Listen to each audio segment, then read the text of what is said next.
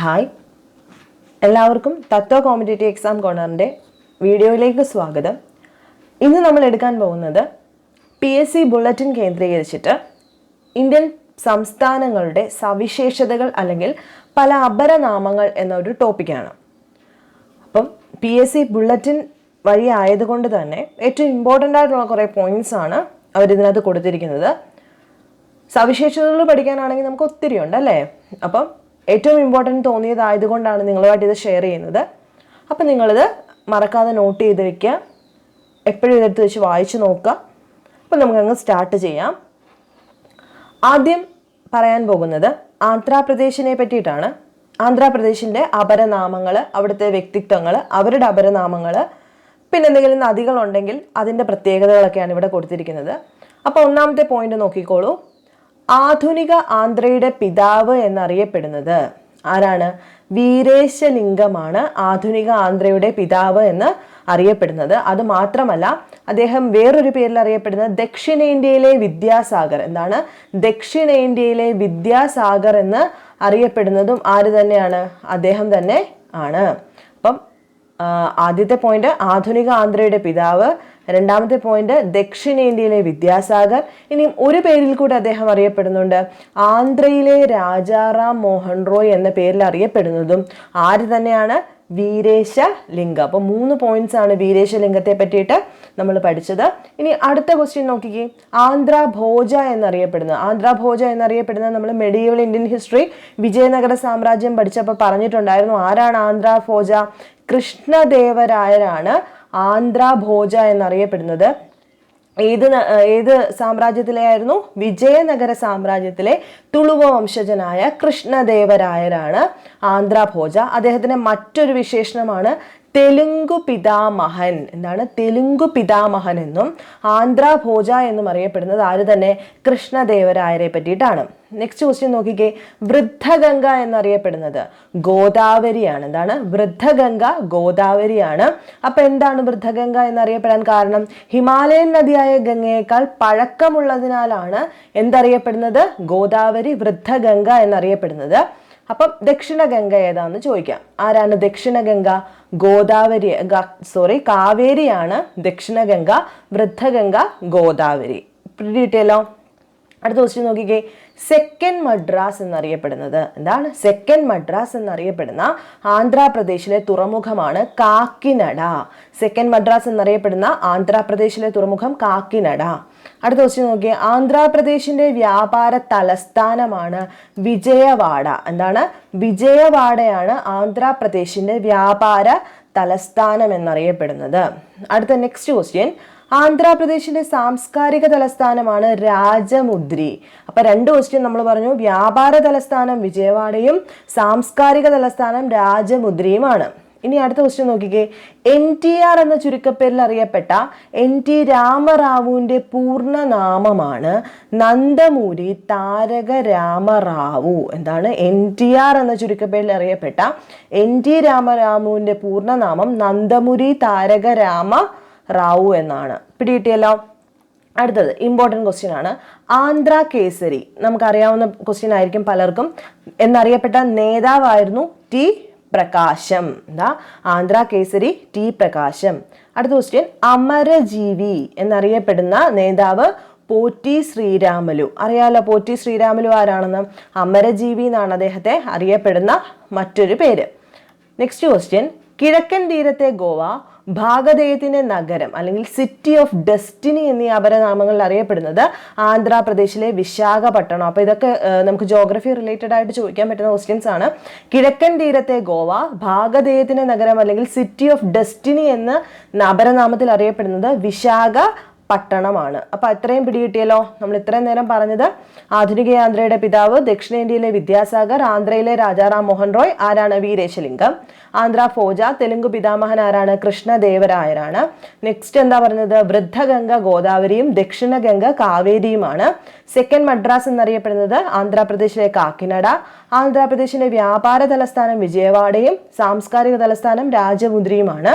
ആന്ധ്ര കേസരി എന്നറിയപ്പെടുന്നത് T പ്രകാശം. അമരജീവി എന്നറിയപ്പെടുന്നത് പോറ്റി ശ്രീരാമലു. ദെൻ കിഴക്കൻ തീരത്തെ ഗോവ, ഭാഗധേയത്തിന്റെ നഗരം എന്നീ അപരനാമങ്ങളിൽ അറിയപ്പെടുന്നത് ആരാണ്? ഏത് നഗരമാണ്? വിശാഖപട്ടണം. അടുത്ത ക്വസ്റ്റ്യൻ നോക്കിക്കേ.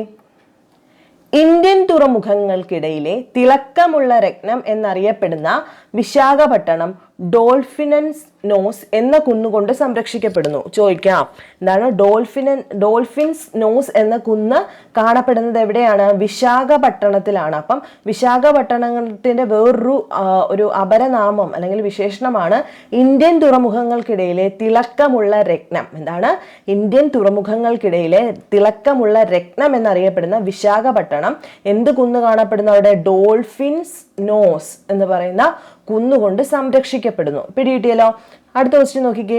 ധാതുക്കളാൽ സമ്പന്നമായതിനാൽ രത്നഗർഭ എന്ന അപരനാമത്തിൽ അറിയപ്പെടുന്നത്. അപ്പൊ ധാതുക്കൾ ഒരുപാടുള്ളത് കൊണ്ട് രത്നഗർഭ എന്നറിയപ്പെടുന്ന പ്രദേശമാണ് ഏത് പ്രദേശം അല്ലെങ്കിൽ ഏത് സംസ്ഥാനം? ആന്ധ്രാപ്രദേശ്. രത്നഗർഭ എന്നറിയപ്പെടുന്നത് ആന്ധ്രാപ്രദേശാണ്.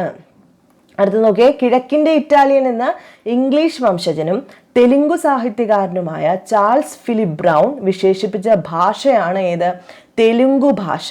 ആന്ധ്രാപ്രദേശിലെ രണ്ടാമത്തെ ഔദ്യോഗിക ഭാഷ. അപ്പൊ ഒന്നാമത്തെ ഔദ്യോഗിക ഭാഷ തെലുങ്കാണ്, രണ്ടാമത്തത് ഉറുദുവാണ്. എന്താണ്? ഉറുദുവാണ് സെക്കൻഡ് ആയിട്ടുള്ള ഒഫീഷ്യൽ ഭാഷ. ആ ഉറുദുവിനെ അറിയപ്പെടുന്ന അപരനാമമാണ് ക്യാമ്പ് ലാംഗ്വേജ്. എന്താണ്? Camp language. ഇത് പടപ്പാളയങ്ങളിലെ ഭാഷ എന്നും അറിയപ്പെടുന്നു. അടുത്ത നെക്സ്റ്റ് നോക്കിക്കേ. മുളകിന്റെ നഗരം എന്നറിയപ്പെടുന്ന ആന്ധ്രാപ്രദേശിലെ ഗുണ്ടൂരാണ്. മുളകിന്റെ നഗരം എന്നറിയപ്പെടുന്നത് ആന്ധ്രാപ്രദേശിലെ ഗുണ്ടൂരാണ്. പിടികിട്ടിയല്ലോ. ഇനി അടുത്ത് നോക്കിക്കേ. ഇന്ത്യയുടെ ബഹിരാകാശ തുറമുഖം എന്നറിയപ്പെടുന്ന ശ്രീഹരിക്കോട്ട. എന്താ? ഇന്ത്യയുടെ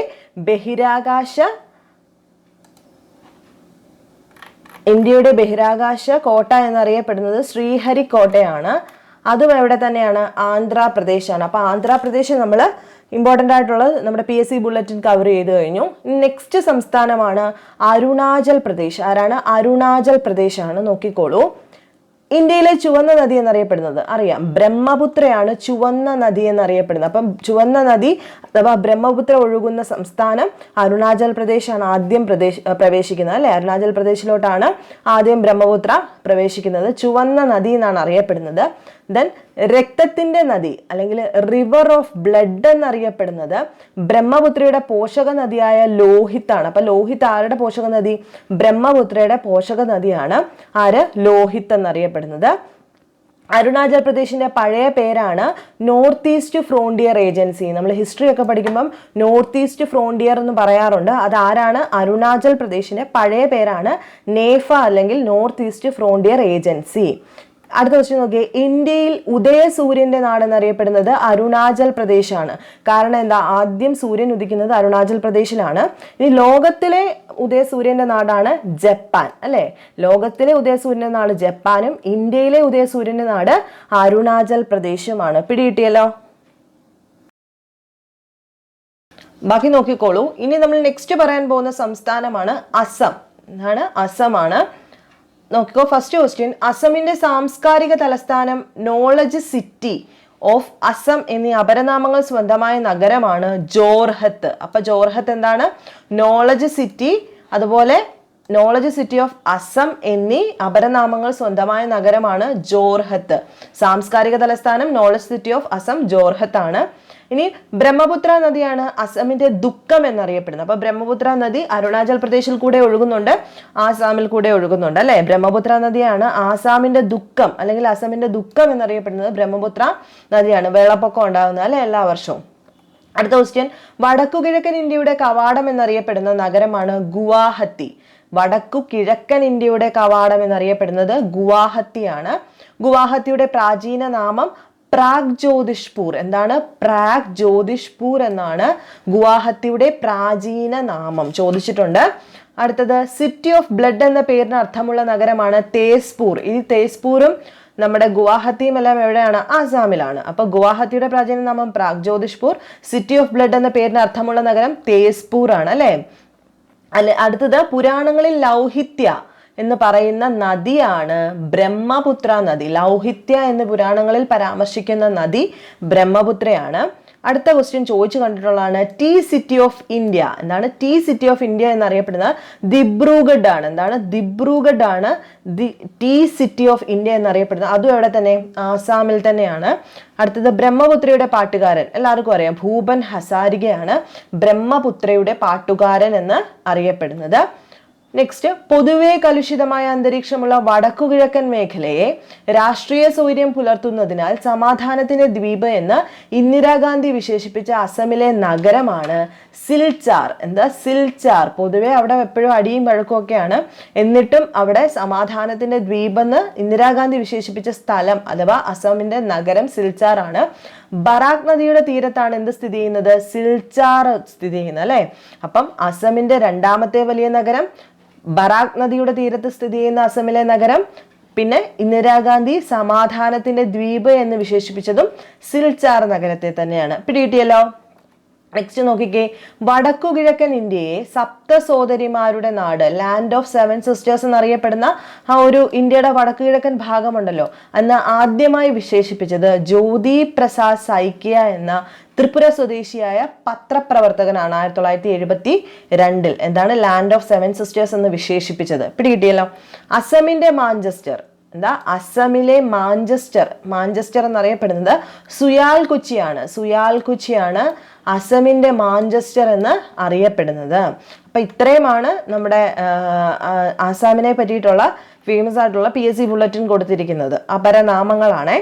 ഇനി നെക്സ്റ്റ് നമ്മുടെ സംസ്ഥാനമാണ് ഛത്തീസ്ഗഡ്. എന്താണ്? ഛത്തീസ്ഗഡ് ആണ്. നോക്കിക്കോ, ഫസ്റ്റ് ക്വസ്റ്റ്യൻ, മധ്യേന്ത്യയുടെ അരിക്കിണ്ണം എന്നറിയപ്പെടുന്നത് ഛത്തീസ്ഗഡിന്റെ മധ്യസമതല പ്രദേശങ്ങളാണ്. എന്താണ്? മധ്യസമതല പ്രദേശങ്ങൾ ഛത്തീസ്ഗഡിന്റെ അറിയപ്പെടുന്നത് മധ്യേന്ത്യയുടെ അരിക്കിണ്ണം എന്നാണ്. പിടികിട്ടിയല്ലോ. ഇനി അടുത്തത്, ഇന്ത്യയുടെ നയാഗ്ര എന്ന് ചിത്രക്കോട് വെള്ളച്ചാട്ടത്തെ, ഇന്ത്യയുടെ നയാഗ്ര എന്ന് വിശേഷിപ്പിക്കുന്നത് ചിത്രക്കോട് വെള്ളച്ചാട്ടം, അതെവിടെയാണ്? ഛത്തീസ്ഗഡിലാണെന്ന് ഓർത്തു വെക്കാം. അപ്പം ഛത്തീസ്ഗഡിന്റെ ഖജുരാഹോ വിളിക്കപ്പെടുന്ന ക്ഷേത്രമാണ് ഭോരംദേവ് ക്ഷേത്രം. ഏതാണ്? ഭോരംദേവ് ക്ഷേത്രമാണ് ഛത്തീസ്ഗഡിന്റെ ഖജുരാഹോ എന്നറിയപ്പെടുന്നത്. അടുത്ത നമ്മുടെ നെക്സ്റ്റ് സംസ്ഥാനമാണ് ഗോവ. എന്താണ്? ഗോവയാണ് അടുത്തത് പറയാൻ പോകുന്നത്. നോക്കിക്കോളൂ, കിഴക്കിന്റെ പറുദീസ എന്നറിയപ്പെടുന്ന ഇന്ത്യൻ സംസ്ഥാനം ഗോവ.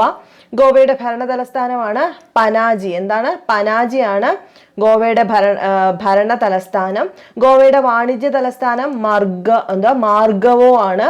വാണിജ്യ തലസ്ഥാനം മാർഗവോ, ഭരണ തലസ്ഥാനം പനാജി, സാംസ്കാരിക തലസ്ഥാനം മാർഗവോ, തലസ്ഥാനം ഇനി നിയമനിർമ്മാണ തലസ്ഥാനം. അപ്പൊ ഇത് എപ്പോഴും ചോദിക്കുന്നത്, തെറ്റിപ്പോവാതിരിക്കാനായിട്ട് ശ്രദ്ധിക്കാം. കിഴക്കിന്റെ പറുദീസ ഗോവയാണ്. ഗോവയുടെ ഭരണ തലസ്ഥാനമാണ് എന്ത്? പനാജി. ഗോവയുടെ വാണിജ്യ തലസ്ഥാനം മാർഗവോ. ഗോവയുടെ സാംസ്കാരിക തലസ്ഥാനം മാർഗവോ. ഗോവയുടെ നിയമനിർമ്മാണ തലസ്ഥാനമാണ് പോർവോറിം. തെറ്റിപ്പോവരുത്. ഇനി കിഴക്കിന്റെ ലിസ്ബൺ എന്നറിയപ്പെട്ടിരുന്ന ടിഷ്യൂവറി ദ്വീപിന്റെ ഓൾഡ് ഗോവ പട്ടണമാണ്. അതാണ് കിഴക്കിന്റെ ലിസ്ബൺ എന്നറിയപ്പെട്ടിരുന്നത്. ഏതാണ്? കിഴക്കിന്റെ ലിസ്ബൺ എന്നറിയപ്പെട്ടിരുന്നത് ടിഷ്യൂവറി ദ്വീപിലെ ഓൾഡ് ഗോവ പട്ടണമാണ്. 1759 മലമ്പനി പിടിച്ചതിനെ തുടർന്നാണ് തലസ്ഥാനം ഇപ്പോഴത്തെ എന്താണ് പനാജിയുടെ പണ്ടത്തെ പേരൂടെ അവർ കൊടുത്തിട്ടുണ്ട്, പാഞ്ചിമിലേക്ക് മാറ്റി. അപ്പൊ പനാജിയാണ് ഇപ്പോഴത്തേന്ന് പറഞ്ഞു. അതിന്റെ പഴയ പേര് പാഞ്ചിം എന്നായിരുന്നു. കാരണം എന്താ മാറ്റാനായിട്ട്? അപ്പൊ ആദ്യത്തെ തലസ്ഥാനം ഏതായിരുന്നു? കിഴക്കിന്റെ ലിസ്ബൺ എന്നറിയപ്പെടുന്ന ടിഷ്യൂവറി ദ്വീപിലെ ഓൾഡ് ഗോവ പട്ടണമാണ്. 1759 മലമ്പനി പിടിച്ചതിനെ തുടർന്ന് തലസ്ഥാനം എവിടേക്ക് മാറ്റുന്നു? പനാജിയിലേക്ക് മാറ്റി. പിടികിട്ടിയല്ലോ. അടുത്ത ഒരു ക്വസ്റ്റ്യൻ കൂടെ ഉണ്ട്. കിഴക്കിന്റെ റോം എന്ന പേരിലും അറിയപ്പെടുന്നത്. അപ്പം കിഴക്കിന്റെ വെനീസ്, കിഴക്കിന്റെ റോം എന്നറിയപ്പെടുന്നത് ഏത് പട്ടണമാണ്? ഗോവ സംസ്ഥാനം അഥവാ ഗോവയാണ് അറിയപ്പെടുന്നതെന്ന് ഓർക്കുക. പിടികിട്ടിയല്ലോ.